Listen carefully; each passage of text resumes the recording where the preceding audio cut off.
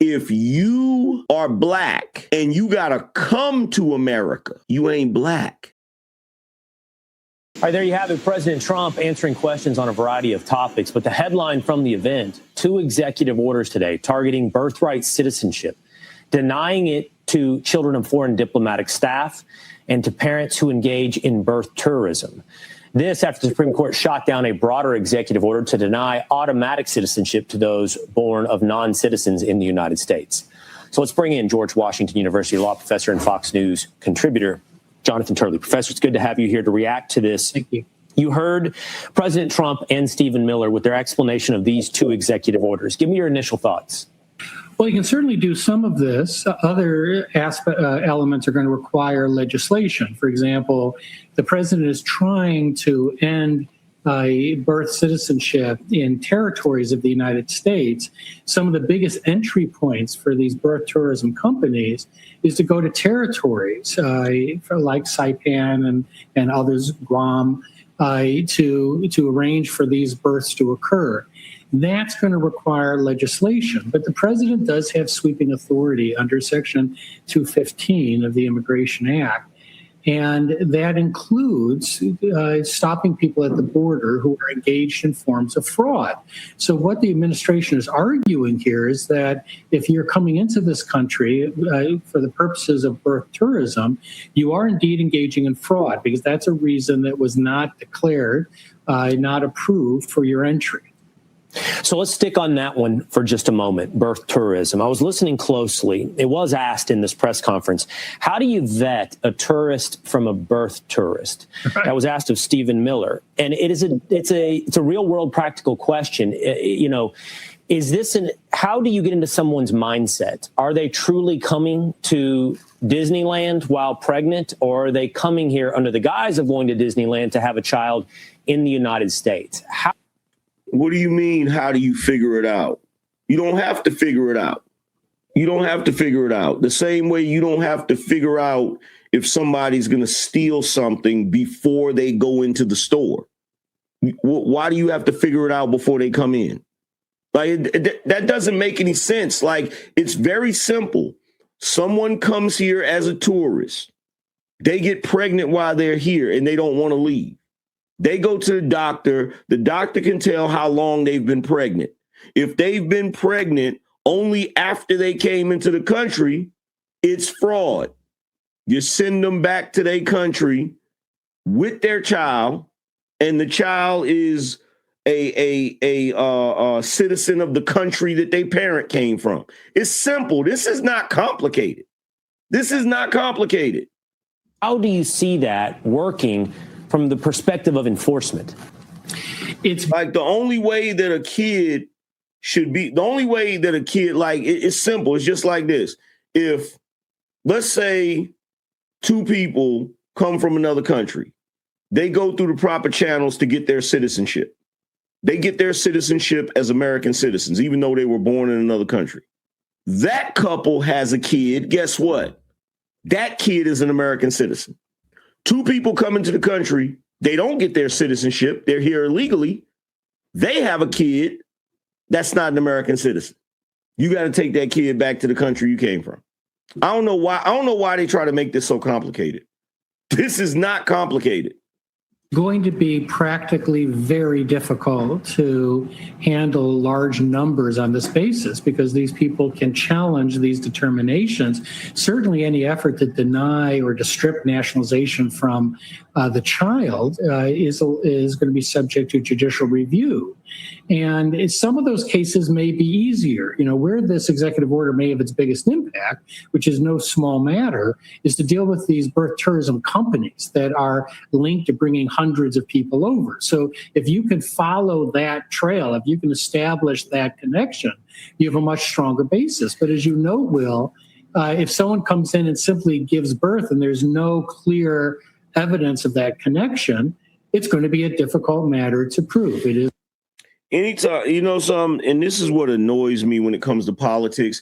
Anytime I hear people talking like this, all I hear is there's a bunch of people with a bunch of agendas who obviously get some sort of benefit from people coming in here and using America the way they do. So they're going to keep on rolling out the red tape and making all kinds of excuses and putting up all kinds of roadblocks to make this more complicated than it has to be. Like at this point in American politics, we already know what it is at this point.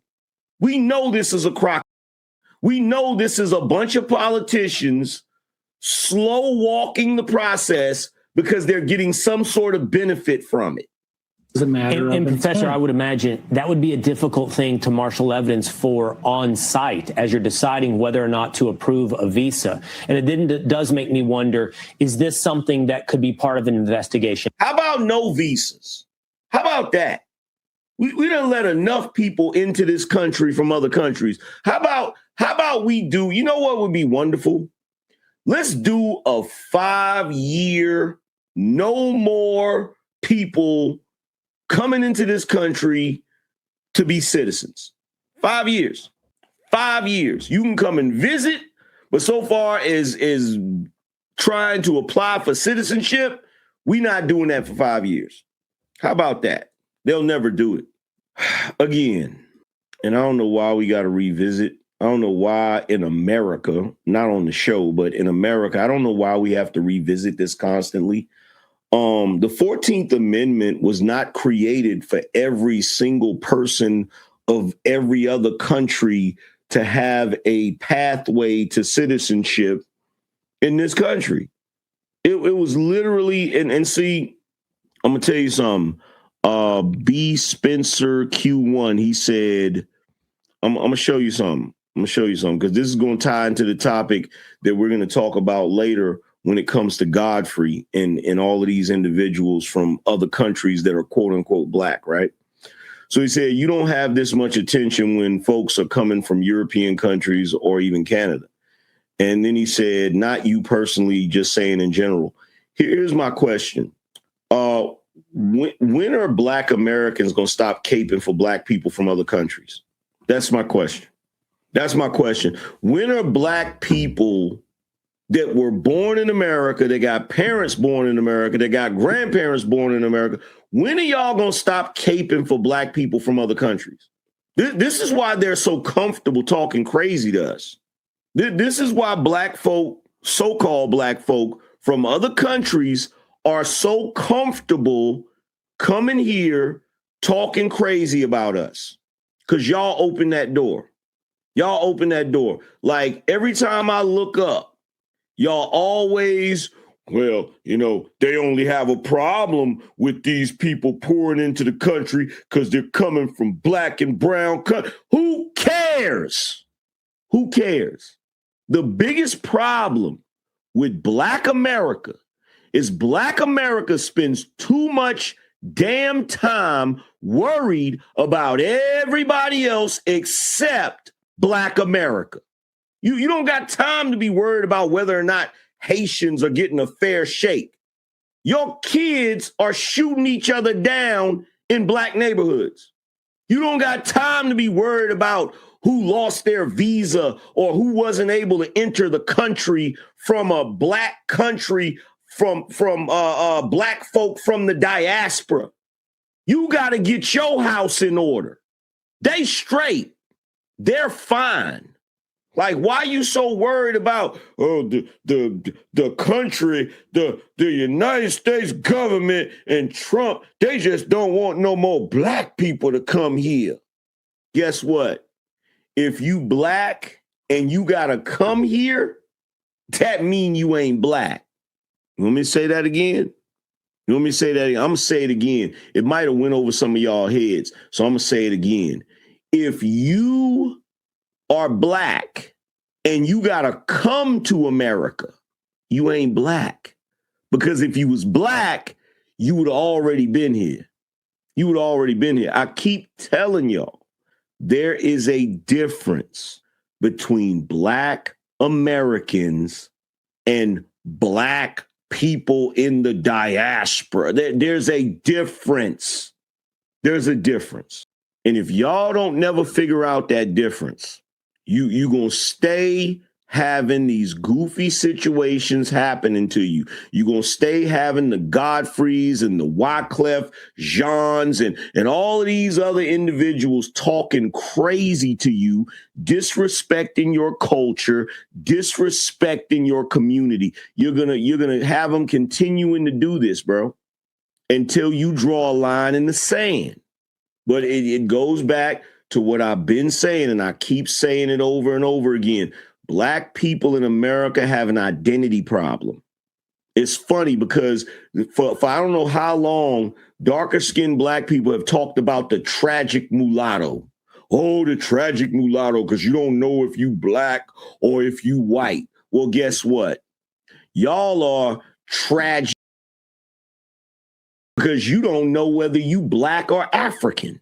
And it's so many of you that want to be African so desperately. And it's sad.